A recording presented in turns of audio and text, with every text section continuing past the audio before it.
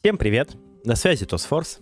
Прошел почти год с прошлого видоса, как играть в третий Warcraft. У меня новый микрофон, определенные обстоятельства изменились, поэтому приветствуйте новый видос, как играть в Warcraft в 2022 году.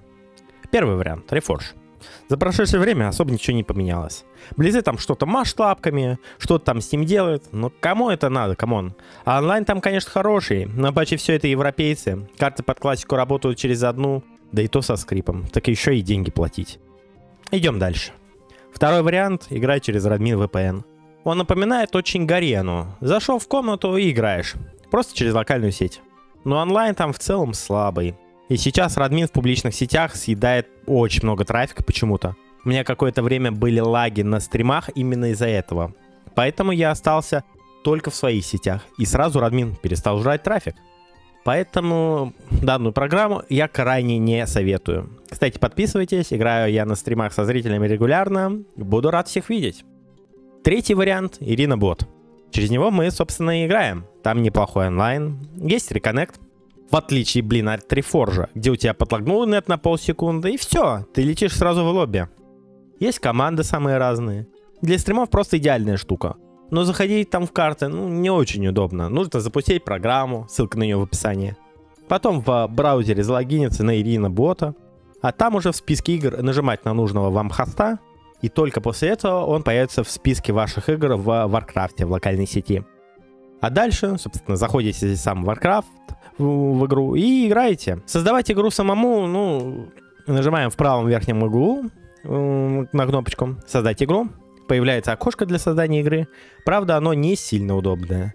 Но в целом это, скорее всего, лучший вариант для любителей классического третьего Warcraft. Четвертый вариант — OZ Game. Там реализовано подключение не через локальную сеть, а через отдельный сервер, как Battle.net. В свое время я там много играл на боте Survival House. Игры находились быстро, статистика, и прочие примочки. Но меня, задолбали тимеры, играющие по двое, по трое в половине игр. Благо, по истории игр их вычислить-то легко, когда человек играют там вместе по 10 игр подряд. И их банят. Но сидеть, писать жалобы на форум постоянно мне надоело. Я просто тратил на это времени больше, чем на сами игры. И я перестал там играть. Впрочем, тут проблема не в платформе, а в самом комьюнити.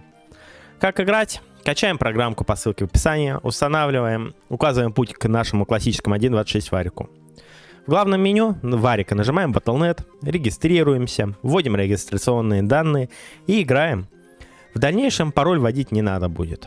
Нажимаем кнопку «Пользовательская игра», выбираем кастомку и играем. Правда, создавать игры самому там то еще занятие. Ссылку на инструкцию я добавлю в описании, чтобы не затягивать видос. Из плюсов я отмечу наличие голосовой связи с игроками прямо, в Варкрафте.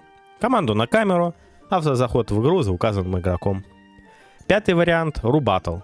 Поскольку работает он как OZ Game, но игроков там немного, да и начать там сложнее. Подробно рассказывать про него не буду. Лишь оставлю ссылку в описании на инструкцию. Можете сами ознакомиться.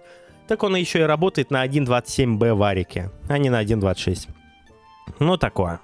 Шестой вариант — iCap. Регистрируемся на сайте, ссылка опять-таки в описании, качаем программку, устанавливаем. В программе указываем путь к Warcraft. Мне ее еще пришлось обновить, шестеренка в правом верхнем углу. Нажимаем Battle.net, логинимся и играем примерно как в OZ Game, как я понимаю. Правда, меня почему-то, как вы видите, не пускает. Делайте выводы сами. Вот в целом и все. Это все имеющиеся на данный момент способы поиграть в Warcraft 3. Если знаете еще какие-то, особенно если они пользуются популярностью, пишите о них в комментариях обязательно. Также пишите о том, на какой платформе вы остановили свой выбор. Подписывайтесь, чтобы играть на стримах. На связи был TOSForce. Услышимся!